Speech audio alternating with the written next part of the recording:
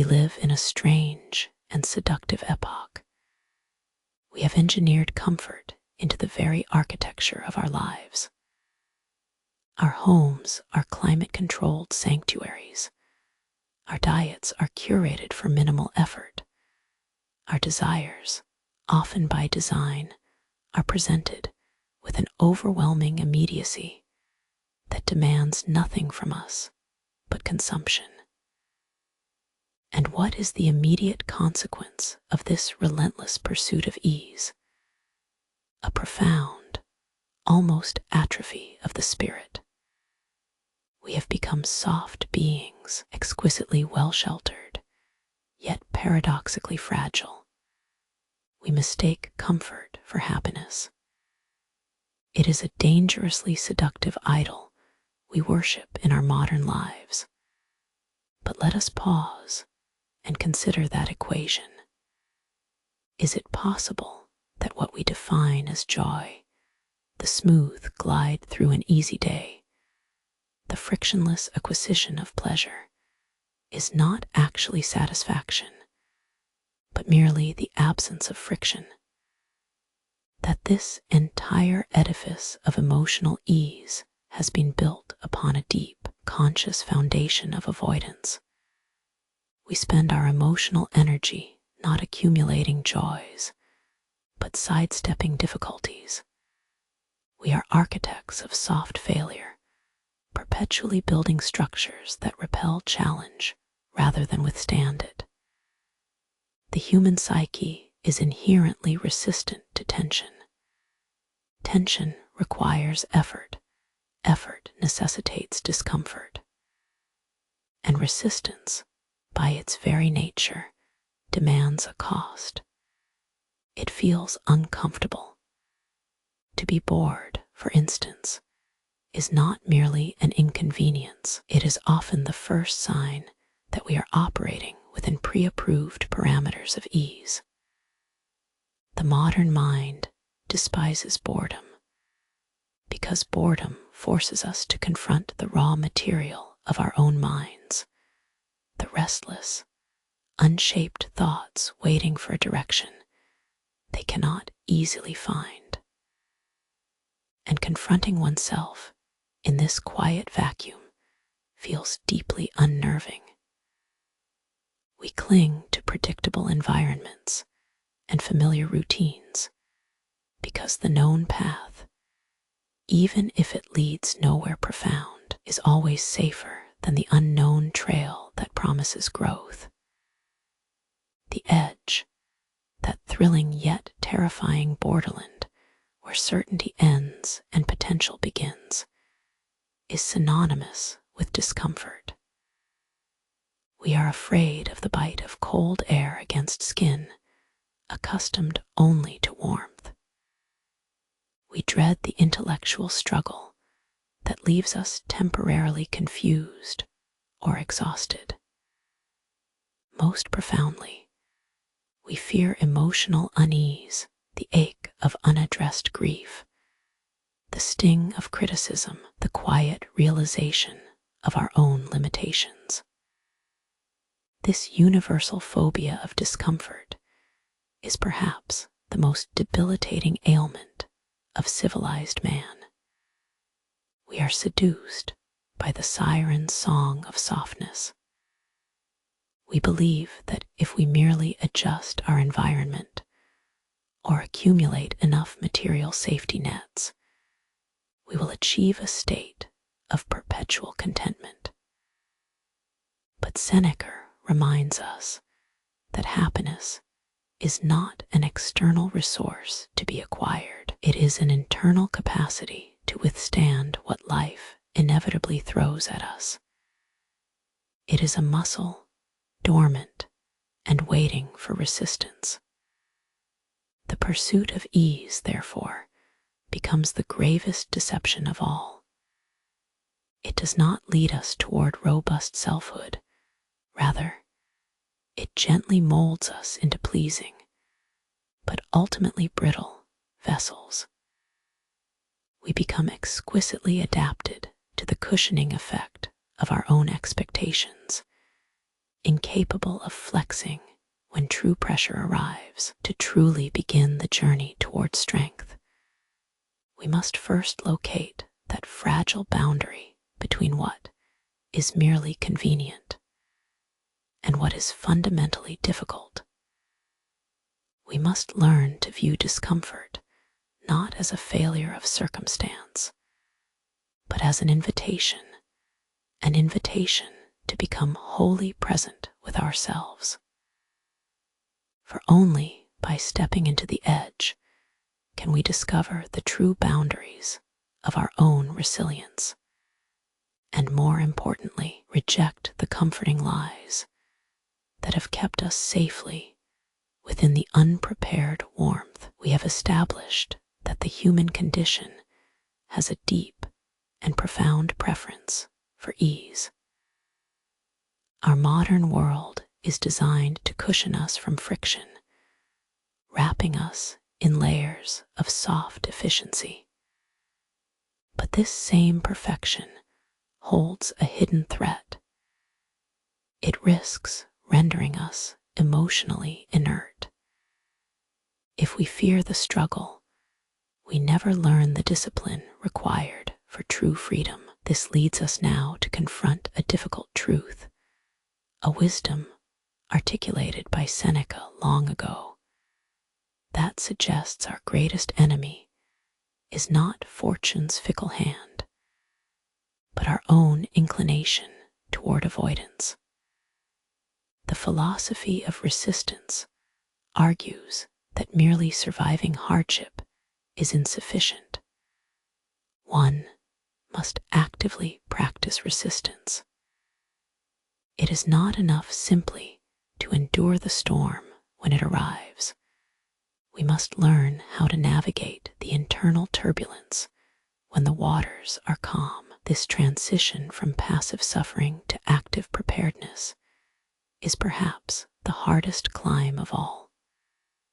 To fully embrace this idea, we must consider what Seneca himself cautioned against: the complacency born from uninterrupted comfort.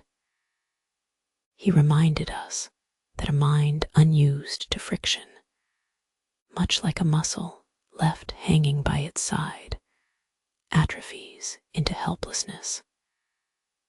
We begin, therefore, with a deliberate psychological exercise, premeditation of evils, or premeditatio malorum. This is not dwelling in morbid despair. It is intellectual inoculation. It is the act of visualizing future struggles, the potential loss, the expected frustration, the inevitable inconvenience, so that when they actually occur, they arrive not as shock waves, but as predictable currents. The challenge here lies in converting a philosophical concept into lived practice. How do we train our minds to anticipate discomfort without falling into paralyzing anxiety? We must root ourselves in tangible history, drawing strength from those who understood that resilience was not an innate gift, but a cultivated skill. Consider the early disciplines of self-denial. They were not merely about external austerity. They were mental rehearsals for inner freedom. If one trained oneself to feel temperate when luxury was available, then facing genuine scarcity became less a crisis and more a mere variation on a familiar theme. The initial goal is simply to normalize the difficult state, to convince the self that uncomfortable conditions are fundamentally temporary, manageable states, rather than absolute failures. This requires courage, the specific courage not of the warrior bracing for battle, but of the citizen willingly choosing a less desirable path today in service of a stronger self tomorrow. It means identifying these small psychological withdrawals, choosing simple food when decadence is available, spending time in solitude when connection is easy, or tackling complex knowledge when distraction is inviting. The ancients saw this practice as building what we might call mental scaffolding. Every minor discomfort overcome, a cold morning walk, studying a difficult text, facing an awkward conversation, is a load-bearing beam added to the structure of one's character. These small resistances accumulate until they form a profound state of inner stability. The process of resistance is inherently confrontational because it requires us to question our own deeply held assumptions about what constitutes good living. We are taught that comfort equals happiness, and therefore, when we choose effort or discomfort, we feel a paradoxical loss, a momentary grief for the imagined ease that never existed. To overcome this grief, we must reframe suffering. Suffering is not merely an unwanted happening, it is information.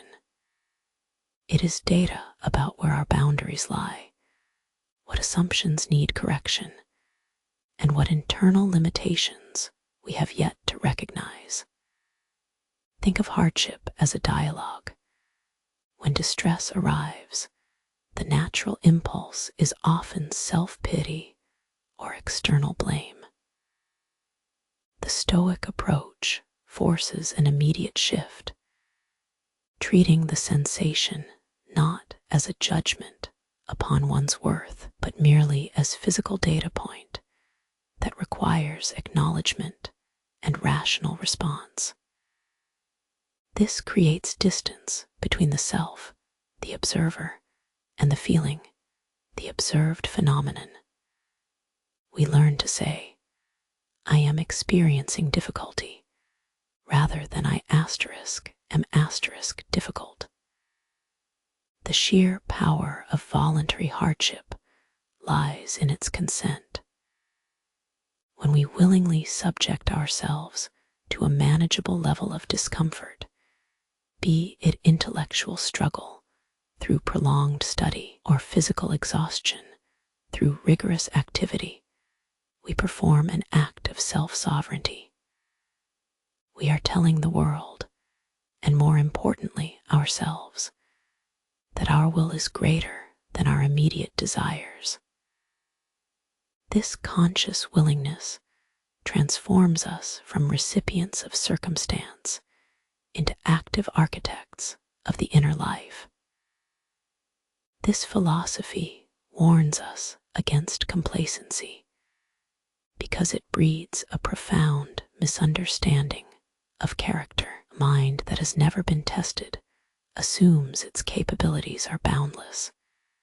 It knows nothing of resistance limits.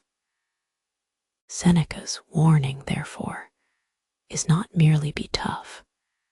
It is fundamentally know your own tensile strength by subjecting yourself to controlled tension.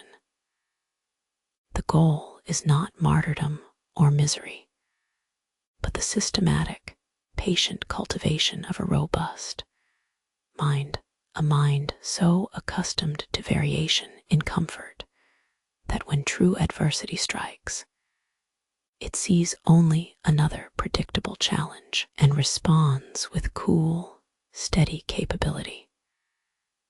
This chapter prepares us for the deeper metaphorical journey ahead. We have recognized the need to train ourselves through mental resistance. Next, we must understand how this disciplined preparation allows us to view life's struggles not as setbacks to be recovered from, but as fundamental components of our own essential material. When we approach hardship with the wrong mindset, we treat it as a threat, a punitive force hurled by circumstance. We wait for the pain to end, hoping that comfort will finally restore us to some state of pristine peace. But history and philosophy teach us a different truth. We must stop seeing adversity merely as something to be survived or overcome. Instead, we must learn to see it through an entirely different lens, the lens of the artisan. Imagine the blacksmith's forge. What is the purpose of the fire? Is it meant to inflict pain upon the metal? No. The heat does not desire to hurt. It desires only transformation. And what is the role of the hammer? To strike repeatedly and with controlled force. Forging iron, steel, or bronze requires a sustained process of stress, intense heat, and rhythmic striking. This powerful metaphor suggests that life itself functions as this enormous, relentless forge. Challenges we encounter, the moments of profound failure, the emotional exhaustion, the difficult questions posed by our own consciousness. These are not random cruelties. They are the necessary raw materials thrown into the crucible for a specific purpose, refinement. We have spent much time acknowledging the discomfort itself. We understood that avoiding it leads to fragility. But understanding is only half the battle. The true wisdom lies in the reframing. The greatest error of the novice student of philosophy is still viewing hardship as a punitive endpoint rather than necessary process. To view struggle merely as something to be endured suggests passive suffering. We grit our teeth and wait for the ordeal to pass. The blacksmith does not merely endure the heat, he utilizes it. He works with the fire.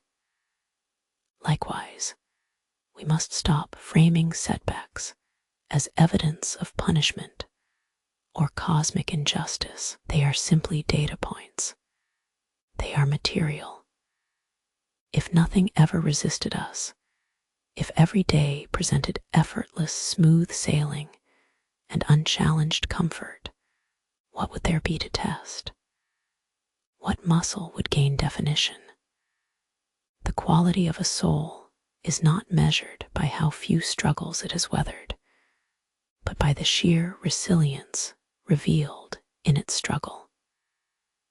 The metal only gains strength where the stress was highest, where the heat threatened to melt its form into useless slag. Think about the initial resistance we feel when confronting intellectual discomfort. It's easier, far more soothing, to accept a simple, comforting answer, a neat little platitude that settles the immediate tension. But true understanding rarely arrives softly. It demands friction. It requires struggling with paradoxes, holding two opposing ideas in mind simultaneously, and allowing oneself to be wrong until one finally grasps the correct angle. That intellectual resistance is not pain. It is tensile strength building within the mind. Consider failure, for instance.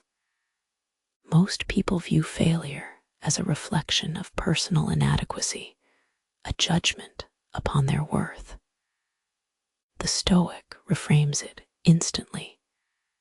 It is merely an experimental result. It is the raw metal that hasn't yet been properly tempered. It does not mean you are broken.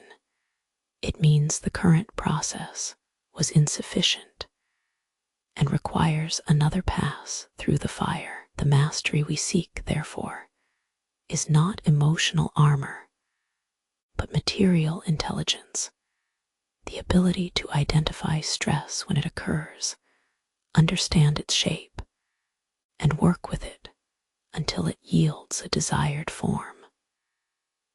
We must learn to treat discomfort not as an antagonist to our happiness, but as a necessary collaborator in the architecture of selfhood. This requires courage that goes beyond mere stubbornness.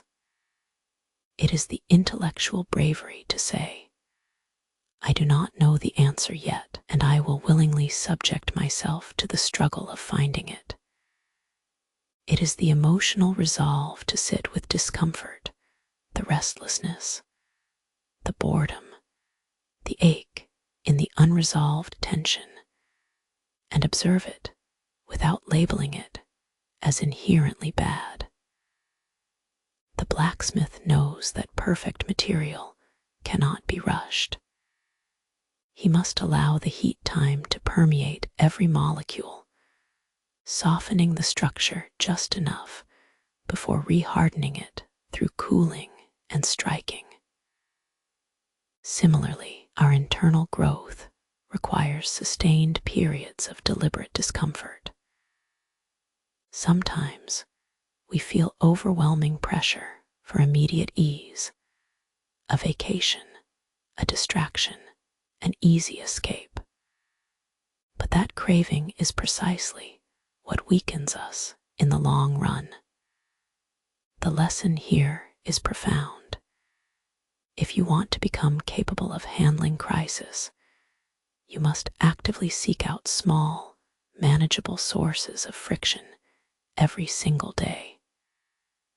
You are not seeking pain for its own sake, but because the act of negotiating with difficulty is fundamentally strengthening. It is a purposeful choosing of resistance, an acceptance that the struggle itself is the nutrient for the soul's continued refinement. We must realize that we are not merely trying to endure hardship. We are actively working to use it.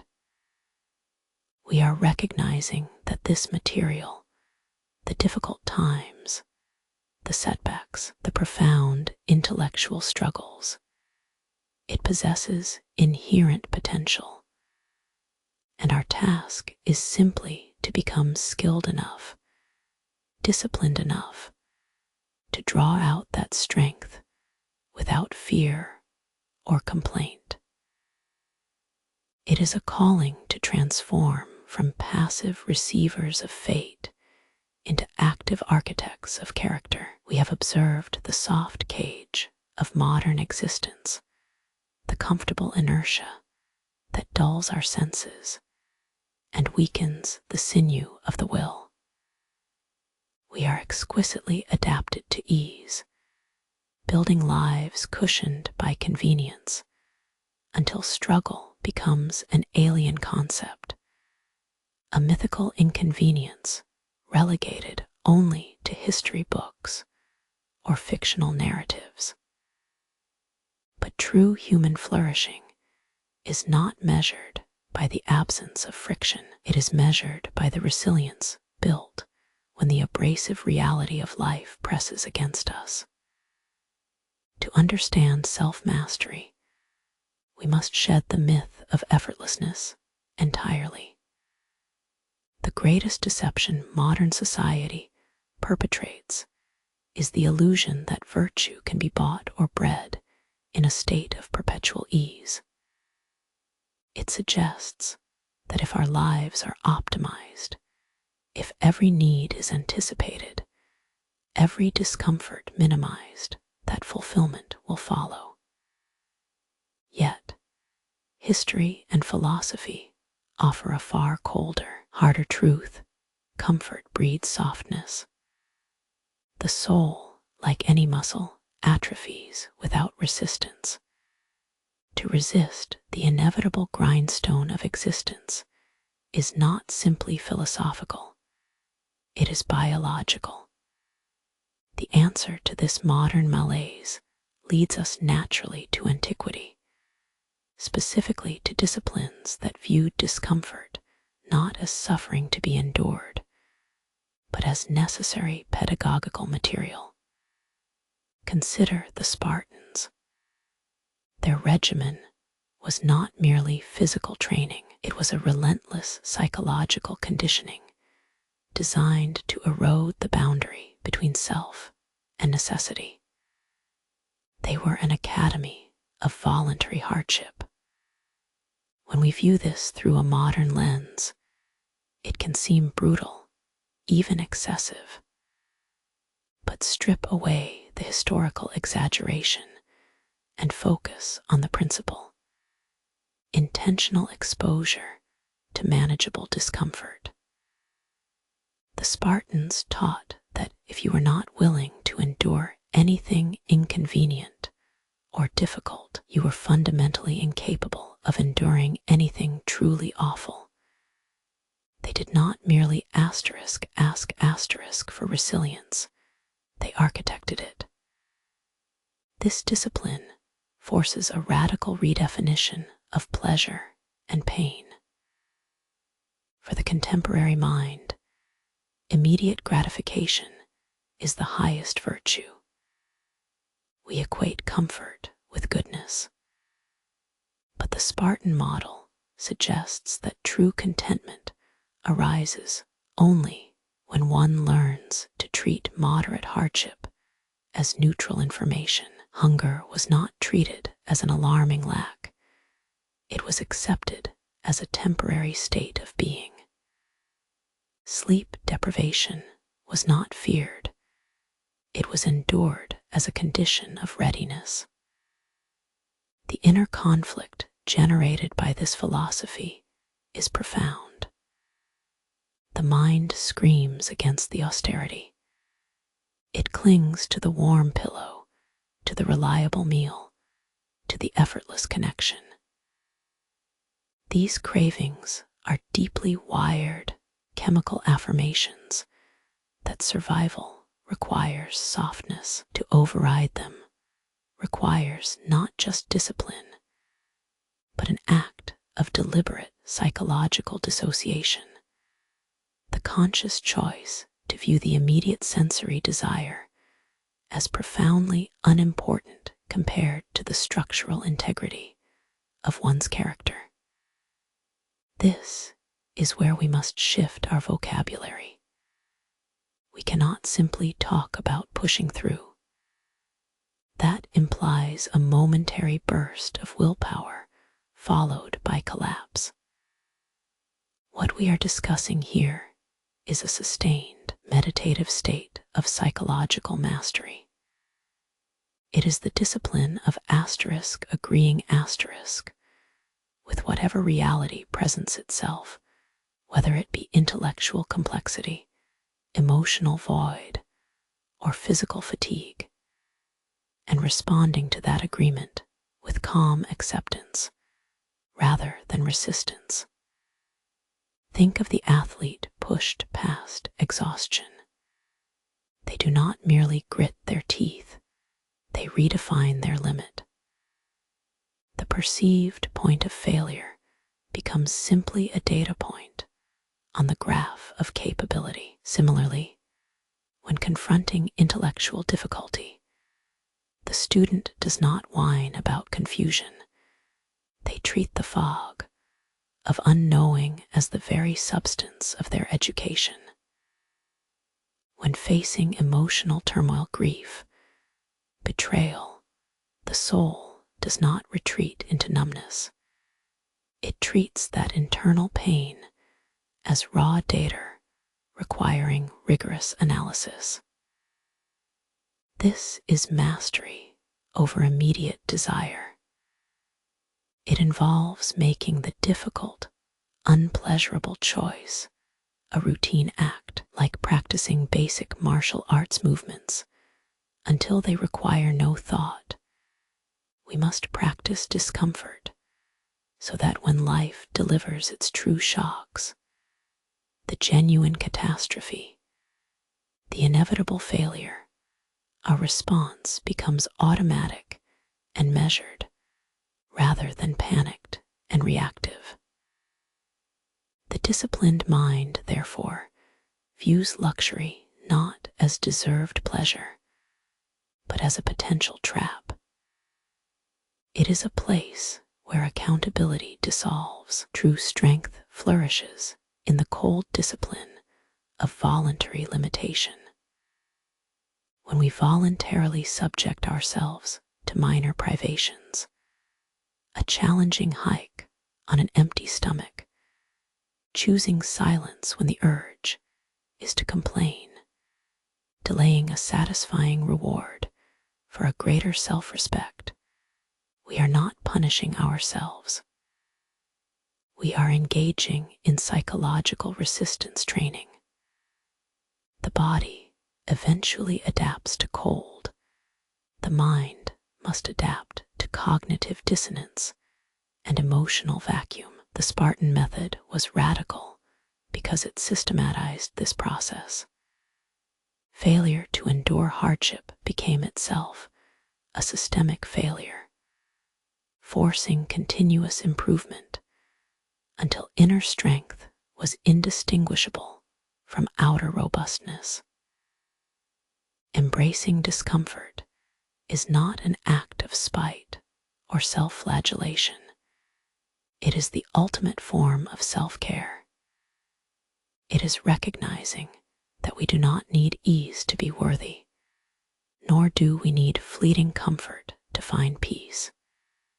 We simply need practice. The goal is to become unshakable, not impervious, which suggests immunity from pain, but rather structured such that whatever force strikes us passes through and dissipates against the solid foundation of character built by daily acts of voluntary resistance. Only then does the soul truly begin its forging. We have spent so much of our modern lives constructing elaborate sandcastles around the notion of comfort. We mistake ease for fulfillment and safety for virtue. We build these soft architectures, brick by comfortable brick, only to find ourselves increasingly brittle when the tide inevitably rolls in. I learn from the ancients that humanity's natural tendency is not toward flourishing, but toward minimizing friction. We run from boredom as if it were a physical threat. We recoil from intellectual struggle because it forces us to confront the inadequacy of our current knowledge. Our deepest discomfort often arrives wrapped in the guise of mere inconvenience. If comfort was truly the goal of existence, then all life would be spent in a state of perfect stasis. But look closely at what defines growth. Every great achievement, every profound understanding has been preceded by resistance. It requires friction. It demands that we operate outside the warm, predictable bubble we have so carefully constructed for ourselves. To think of this threshold, this edge, that place where the safety net disappears and true reckoning begins. For many people, crossing that boundary is experienced not as an act of liberation, but as a terrifying plunge into the unknown. This fear acts like a sophisticated inertia, keeping us tethered to predictable patterns. The familiar diet, the comfortable routine, the easy consensus. It is easier on the surface to accept the mediocre safety of knowing than the intense uncertainty required for genuine change. We prefer the soft ache of resignation over the acute discomfort of self-examination. I need us to reconsider what that term means. Happiness. Is it merely the absence of pain? Or is it something infinitely more robust and difficult to attain, built into one's very sinews by deliberate acts of struggle? The philosophers knew this paradox well. They understood that true freedom did not come from the removal of obligation or challenge, but from mastering our internal response, asterisk to asterisk them. A man who has never been truly tested does not know his own capacity for enduring. We are soft by design. It is perhaps one of humanity's most beautiful and necessary flaws. We cannot survive without periods of profound rest and security. Yet, to live only in this state of gentle equilibrium is to risk a slow atrophy of the self, a kind of spiritual softness that leaves us utterly unequipped for life's unavoidable storms. The discipline required is therefore not merely one of thought, but of sustained lived experience. We must learn to welcome the minor indignities, the overly hot shower, the uncomfortable silence with another person, the inability to understand a complex idea on the first pass. These small resistances are not meant as punishment. They are gentle drills for our spirit. It is about re-engineering our threshold of tolerance. When we willingly subject ourselves to moments of minor, manageable difficulty, a voluntary withdrawal from familiar comforts, we convince our minds that hardship itself is not an emergency, but simply a type of training session. This act fundamentally shifts our relationship with suffering, transforming it from something external and overwhelming into something internal and controllable.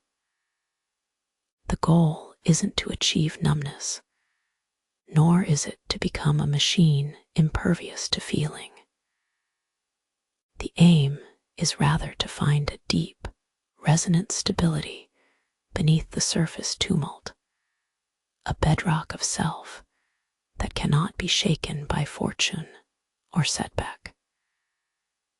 This steady state, this inner architecture, requires us to stop viewing comfort as an end goal and start viewing discomfort as the most vital prerequisite for true character formation.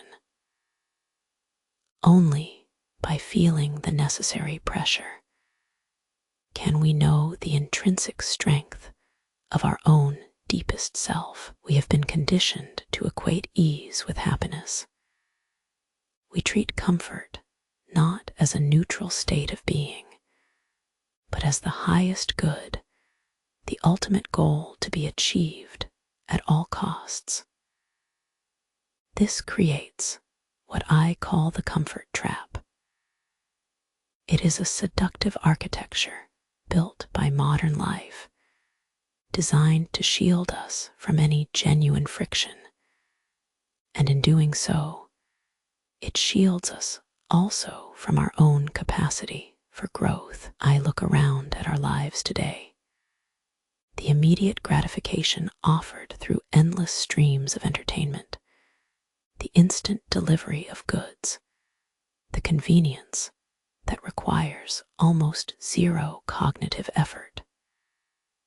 This is a life optimized for ease. But there is a profound cost to such optimization.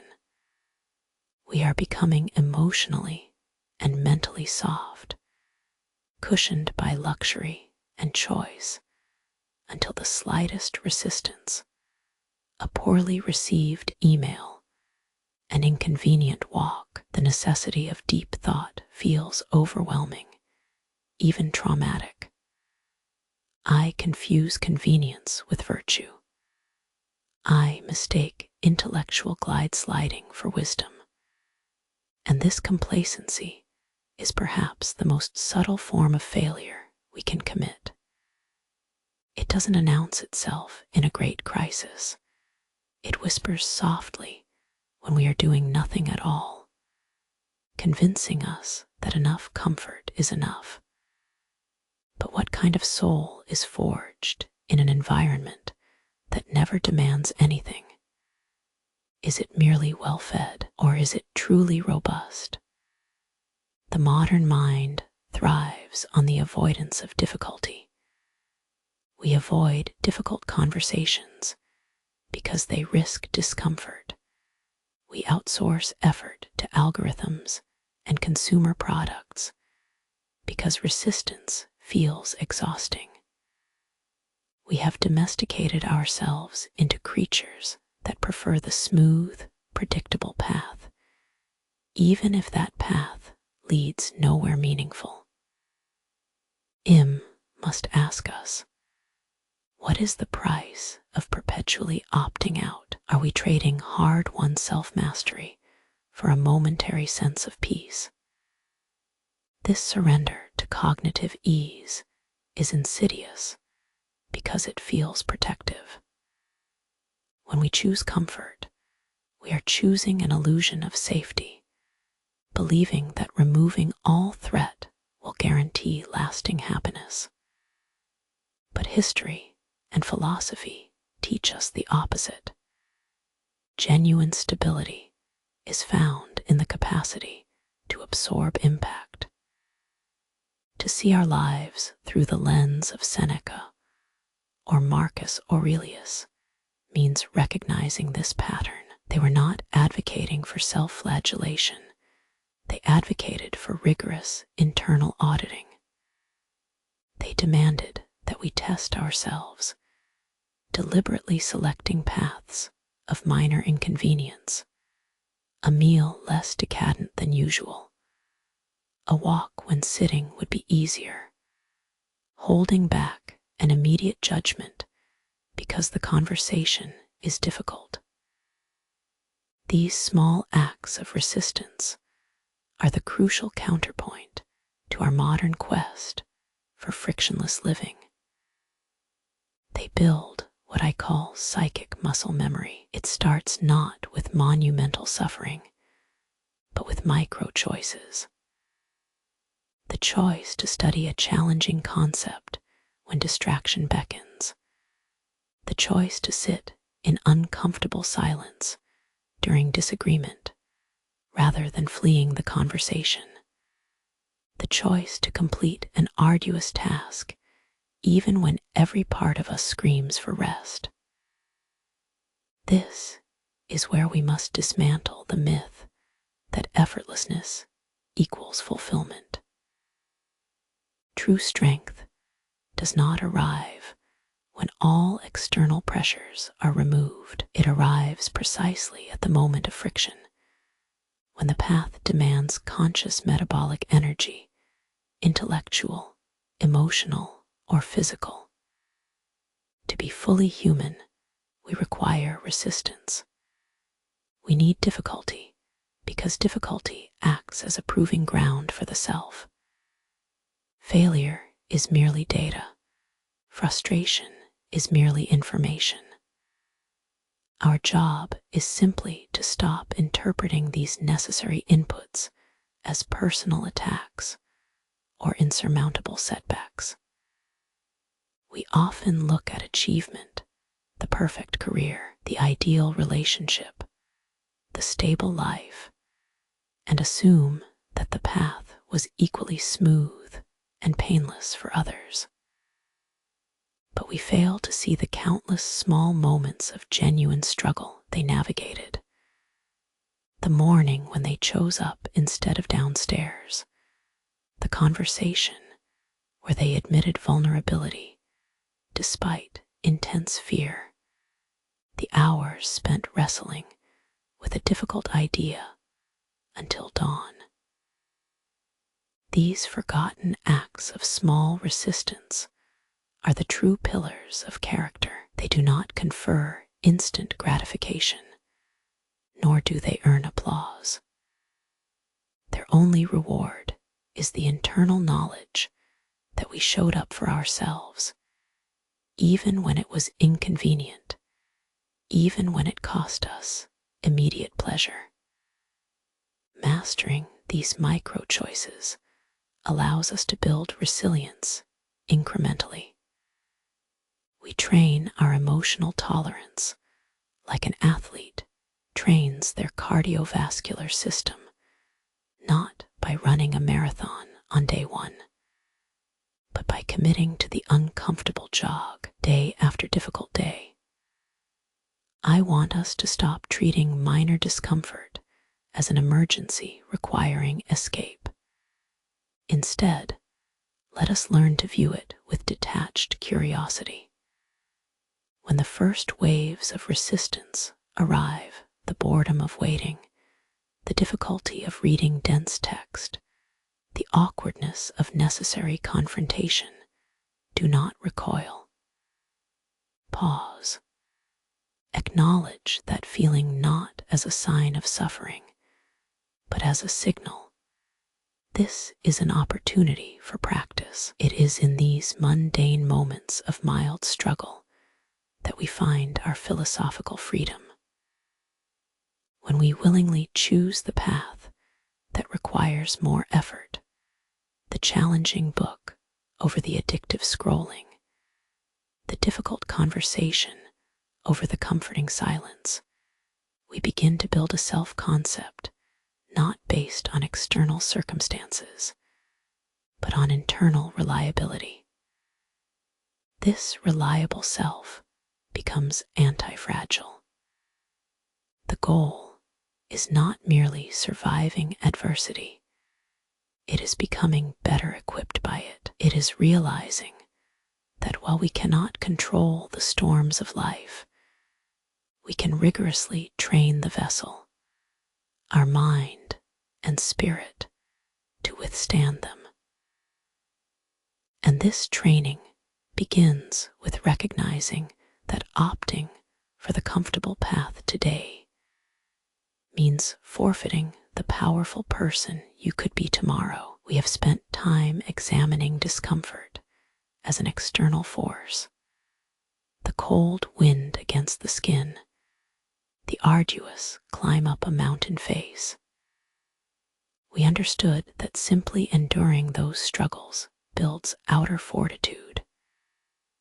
But true resilience is not merely about the body's capacity to withstand assault. It is fundamentally about the mind's capacity to process its own storms. The deepest struggle, often unseen by the casual observer, is the turbulence within. It is the sudden eruption of unexpected grief, the slow burn of corrosive jealousy, or the sharp, jarring shock of deep-seated frustration. These are the internal elements that require training. We must treat our emotional landscape not as a stable inheritance, but as an unrefined piece of metal, perpetually needing revision. If we mistake merely managing a difficult emotion for mastering it, we remain slaves to its narrative power. The immediate urge is always to soothe, to distract, to label the feeling and thereby dismiss it. But philosophy demands something deeper than mere intellectual acceptance. It demands action upon the sensation itself. We must learn to engage with emotional unease directly, allowing ourselves to feel not just the emotion, but the architecture of the thought that constructed it. This is the process we call building emotional muscle memory. training your response rather than merely attempting to suppress or change yourself. The wisdom tradition teaches us that every feeling, fear, anger, joy, is fundamentally a cognitive judgment placed upon an event. The wind itself does not carry resentment. It simply moves. It is our interpretation of the coldness, interpreting it as detrimental or unbearable, which generates the distress. Our emotions are thus sophisticated forms of self-authored narrative. And if we can recognize that they are narratives, flexible, debatable constructions, then we gain radical freedom. To practice emotional muscle memory means interrupting the automatic loop of reaction. It requires pausing in the microsecond between stimulus and response. This pause is perhaps the most crucial interval of all, because it is within that void that choice resides. When the impulse to react is overwhelming, when anger flares or despair descends, we must refuse the speed of habit. We must consciously impose a delay, recognizing that the immediate feeling is not synonymous with objective truth. This internal self-observation can feel profoundly uncomfortable. It forces us into the role of our own detached witness. Instead of identifying as a victim of my grief or an agent of frustration, we begin to observe. I am noticing a surge of sadness. I am observing the physical tightening associated with perceived injustice. This act of distanced observation is not merely philosophical contemplation. It is psychological surgery. It separates the raw, visceral sensation from the story we tell ourselves about that sensation. The early Stoics did not believe in simply feeling better. They believed in understanding why they felt so. They viewed emotional turbulence like a complex mechanism, one whose workings could be decoded through relentless inquiry. To decode requires detail, and the details are often painful. You cannot intellectualize away true pain without acknowledging its specific contours, its temperature, its weight, the way it travels through your chest. One useful tool in this internal discipline is emotional labeling. When distress hits, do not allow yourself to simply be distressed. Instead, train yourself to articulate. I am experiencing a pang of fear because I perceive an outcome as uncertain. This act of precise naming transforms the vague, overwhelming cloud of anxiety into a manageable data point. It gives shape and boundary to something that otherwise threatens to consume all boundaries. Furthermore, we must accept the reality that emotions are not static states. They flow like rivers through their cycles. We learn resilience by recognizing these natural shifts. The momentary panic is not permanent. The initial burst of righteous anger does eventually subside into exhausted contemplation. By practicing deep observation during the troughs and peaks of feeling, we build an internal tolerance for variance. We train ourselves to trust that even the most intense emotional night will yield to morning. This training moves beyond simply acknowledging bad feelings. It is about establishing a reliable self-reference point, a core sense of I that remains anchored regardless of how violently the external or internal world shifts. When you become skilled at distinguishing between feeling and fact, you reclaim sovereignty. You realize that no circumstance, however challenging, holds ultimate dominion over your ascent to reality.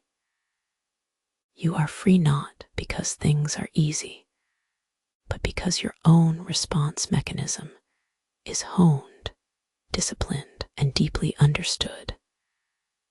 This self-mastery, this emotional muscle memory, is the final, most critical layer of armor.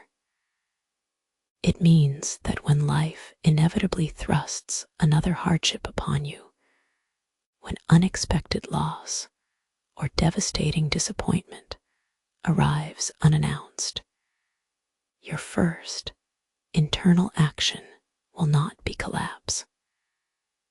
Your first action will be a pause, a breath taken with knowledge, knowing how to observe the shape of the storm without letting it dissolve your foundations. This is the deep work.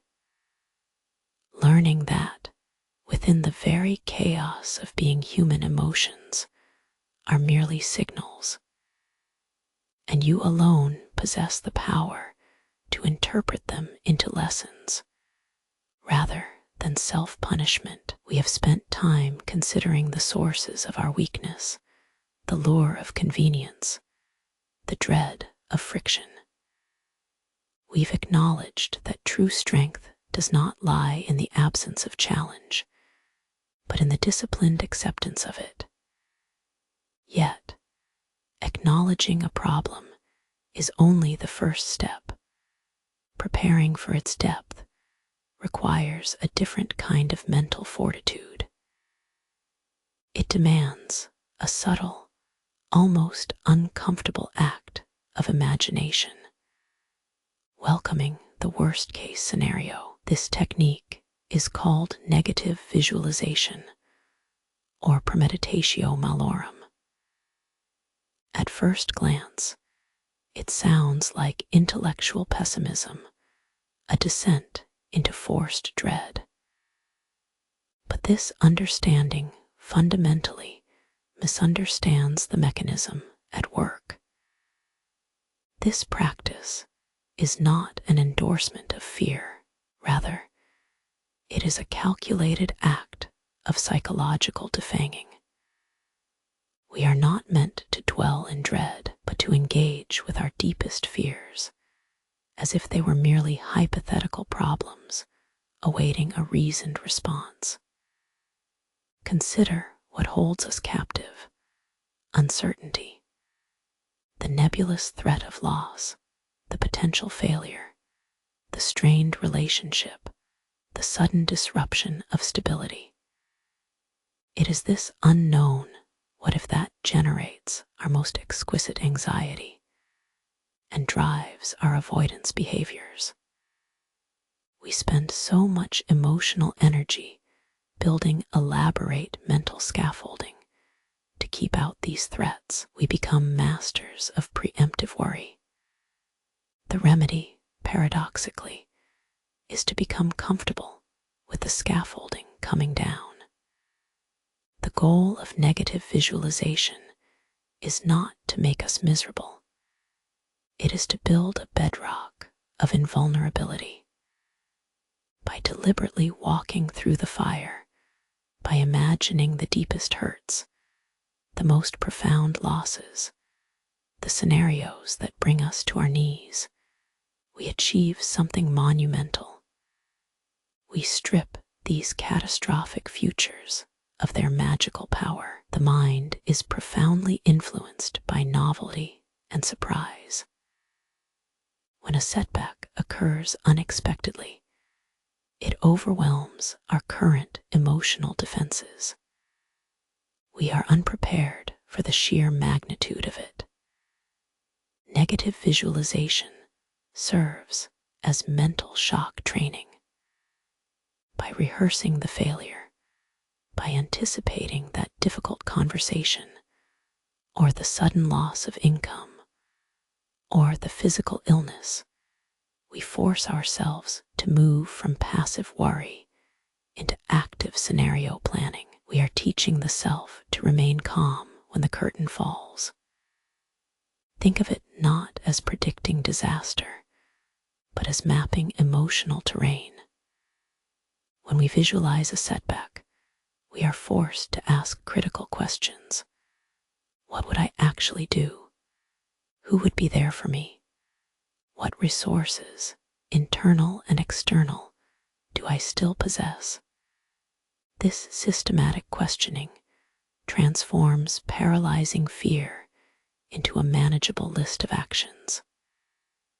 It converts vague dread into actionable data points. The true power emerges when the worst scenario finally arrives. Because we have already run through this simulation in the quiet sanctuary of our own minds, the shock is greatly diminished.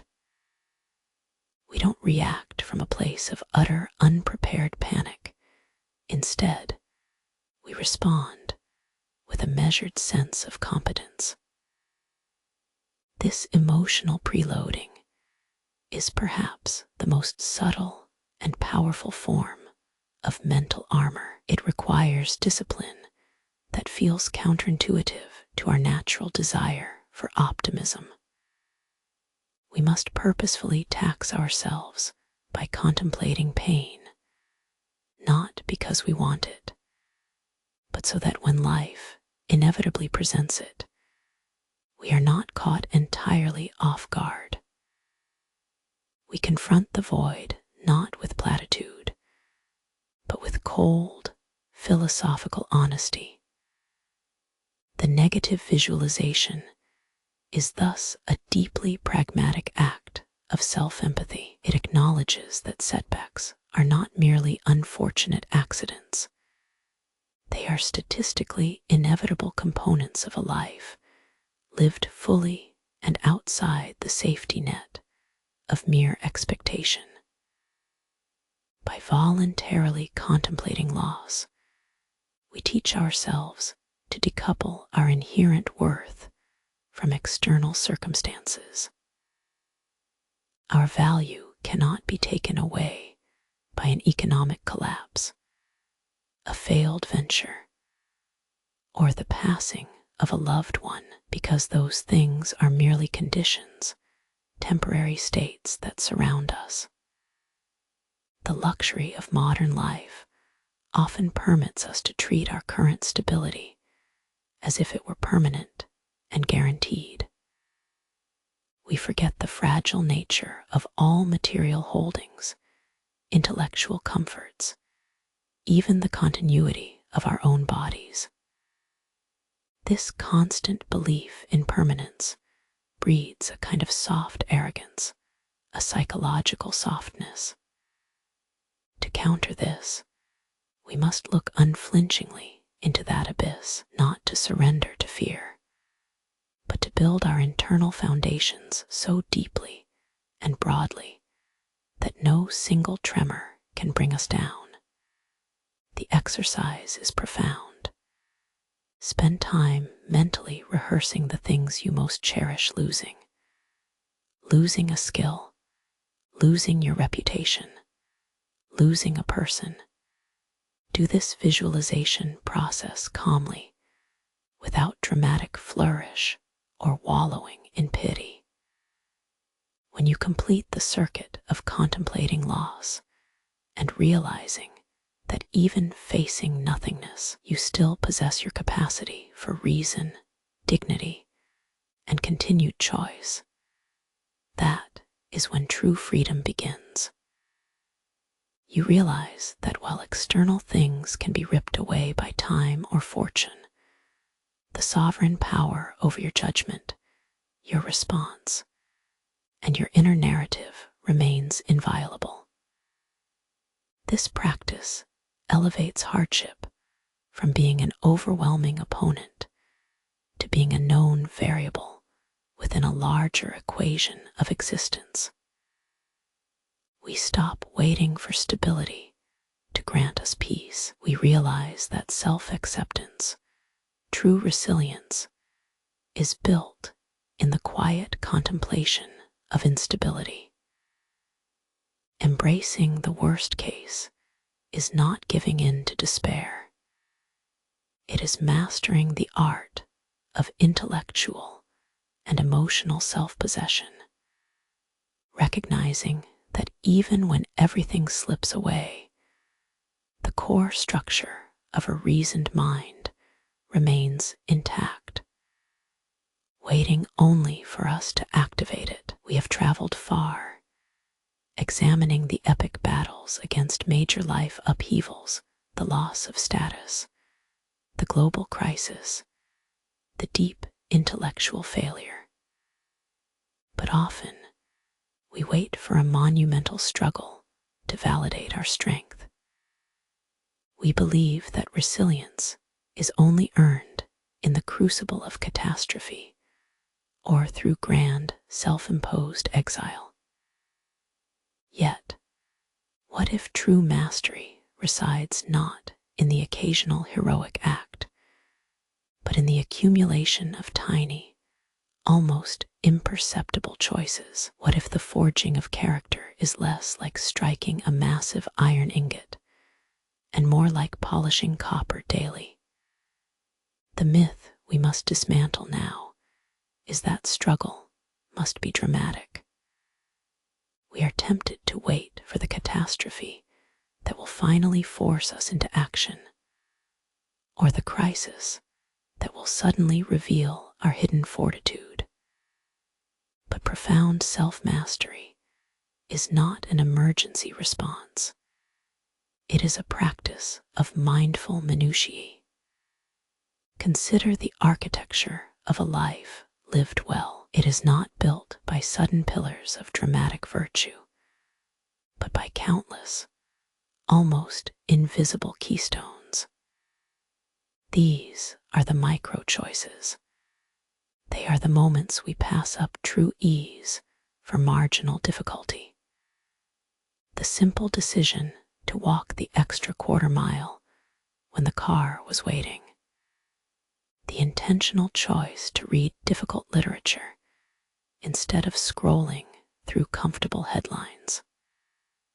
The commitment to finishing a tedious task even after the immediate motivation has faded. These small acts carry monumental philosophical weight because they retrain the fundamental relationship between us and our desires. They are not visible to others, nor are their merits immediately gratifying. This is their power. They build invisible psychic muscle memory.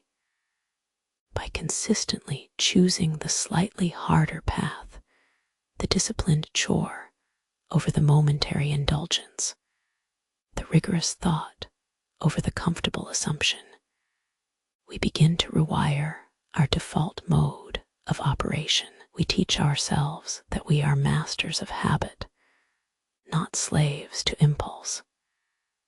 The ancients understood this deeply. They knew that the deepest form of freedom comes from practicing self-restraint when no one is watching, and when the temptation for comfort is at its peak. The small resistance is an act of supreme self-sovereignty. It is saying, simply, I choose this slightly inconvenient truth over the easy lie. This principle extends into our daily routines until it permeates even the most mundane corners of existence.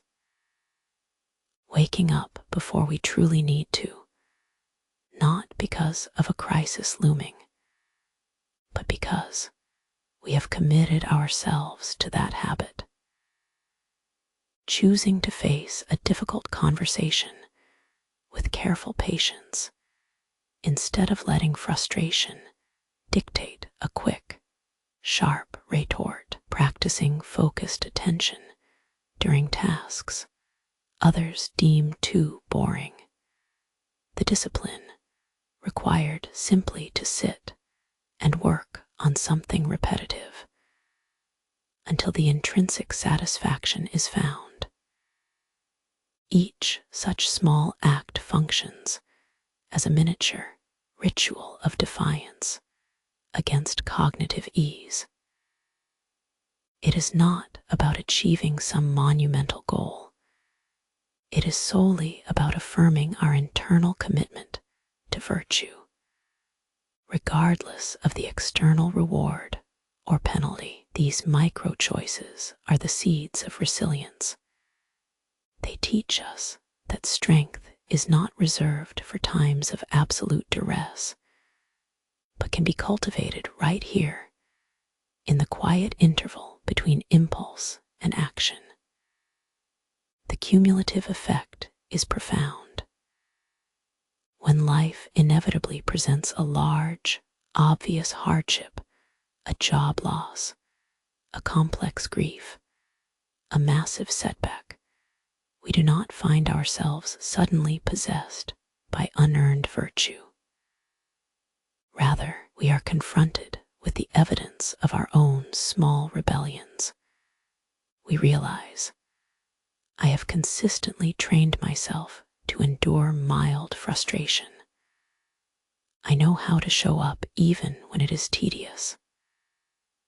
My discipline has already been tested countless times in low-stakes environments. We begin to view difficulty not as a terrifying cliff edge, but as a predictable slope that requires steady footing and moderate effort. We transition from the desperate mindset of how do I get through this to the stable wisdom of what is my proper response to this, given what I already know about myself. The blacksmith does not wait for a giant mountain to prove his skill. He perfects the strike on the bellows, ensuring the fire burns consistently. Likewise, we refine our character through consistent maintenance. We must become meticulous engineers of our daily habits. This sustained pattern of small resistance rebuilds something fundamental: trust. Trust in ourselves. Not the fleeting confidence that arrives after a great victory, but the solid, deep-seated faith that when tested by minor inconvenience or intellectual difficulty, we possess the tools to meet it with rationality and grace. The accumulated weight of these inconsequential victories becomes the impenetrable armor for days yet unseen. It is how, ultimately, the Stoic soul is forged, not in a single blast furnace moment, but through the steady, mindful friction of 1,000 tiny decisions. We have journeyed together through the philosophy of resistance. We have seen that comfort is often a seductive anesthetic, dulling the sharp edges of awareness and leaving us soft by design. We learned that true strength is not granted in moments of ease. It must be consciously earned in the crucible of effort. The mastery we seek today is not simply the ability to endure hardship, but the profound wisdom required to integrate it, to utilize difficulty as the very material from which a superior self can be built. Consider the architect. A blueprint for endurance exists only on paper until the first stone is laid and the structure grapples with wind, shear, and gravity. The design remains merely potential. Similarly, the character we desire, the anti-fragile soul, cannot be theorized into existence. It must be subjected to pressure. The challenge now is to abandon the idea that struggle must always appear as a massive, dramatic siege. Sometimes, the most profound transformation occurs not in battle, but through steady, disciplined construction. The journey toward this forged self demands a radical reevaluation of our personal value system. We begin by discarding the myth of effortlessness, the modern obsession with optimization that seeks to smooth away every friction point. This pursuit of immediate convenience is, paradoxically, its own greatest weakness. It builds not stability, but brittle predictability. The truly robust mind recognizes difficulty as a fundamental law of existence, not an unfortunate deviation. To view pain or inconvenience merely as something to be overcome is insufficient. One must reframe it as valuable data. What lesson does the difficulty teach? Is it signaling a flaw in my preparation? Does it reveal limits I had previously accepted as inherent? This shift from viewing adversity as penalty to viewing it as information is perhaps the most potent act of psychological self-governance. To live as an anti-fragile architect is to embrace the necessary strain. It means understanding that resilience is not a passive state.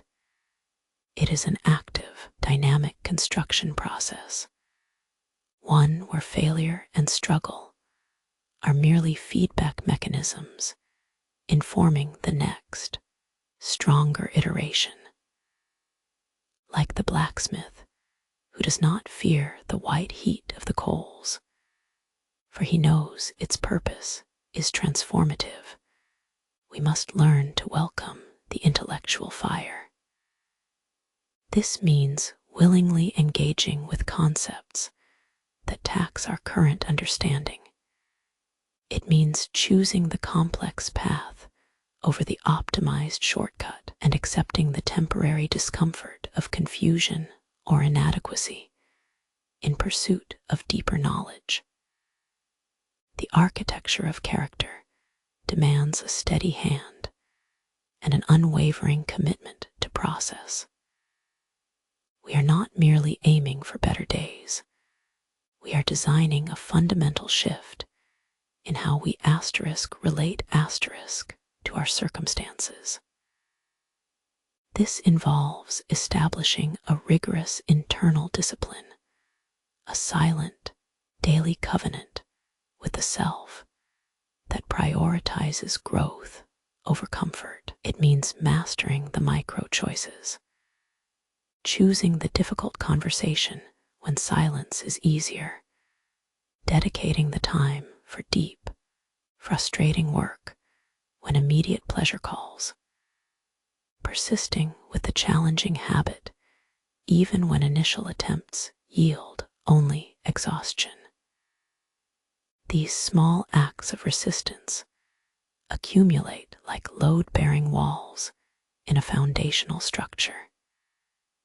Each resisted impulse, each willingly accepted moment of tedium or strain solidifies our psychological scaffolding. We are training ourselves to be masters, not over external elements, which remain chaotic and indifferent, but over the immediate narrative responses within our own minds. The ultimate sovereignty we gain is the power to observe our feelings without being consumed by them, to pause between the stimulus and the reaction, recognizing that space as a limitless field of personal choice. This steady practice ensures that when life inevitably presents its grand, overwhelming challenges, the profound loss, the systemic failure, the unanticipated despair, we do not collapse into unprepared panic. Instead, we find ourselves anchored by years of accumulated microdiscipline. We have trained our minds to handle pressure in the seminar room and during a mundane chore. Therefore, the full weight of existential crisis becomes merely a highly demanding but predictable form of stress. The magnitude of the event does not dictate the magnitude of our suffering. Only our practiced response does. The anti-fragile soul is thus forged by accepting instability as normal. It understands that growth requires torsion, that peace is found not in stagnation, but in harmonious tension. We learn to shed the protective illusion of emotional ease and instead embrace the jagged edges of genuine engagement with life itself.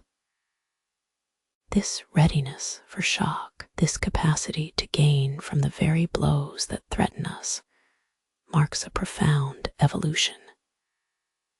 The final wisdom we take away is perhaps the most counterintuitive. Your worth is not measured by the absence of pain in your life, but by your capacity to construct meaning asterisk through asterisk it. By viewing our struggles not as personal failings or cosmic punishments, but strictly as raw material, as data points requiring structural refinement, we transform ourselves from fragile bystanders into active architects of a durable self. This architecture is never finished. It requires perpetual maintenance, a continuous willingness to accept minor discomforts simply for the sake of continual strengthening. We leave this understanding not with a guarantee of ease, but with a certainty of capability. We depart ready not only to meet life's inevitable storms, but to find within the relentless force of the gale winds the very structural principle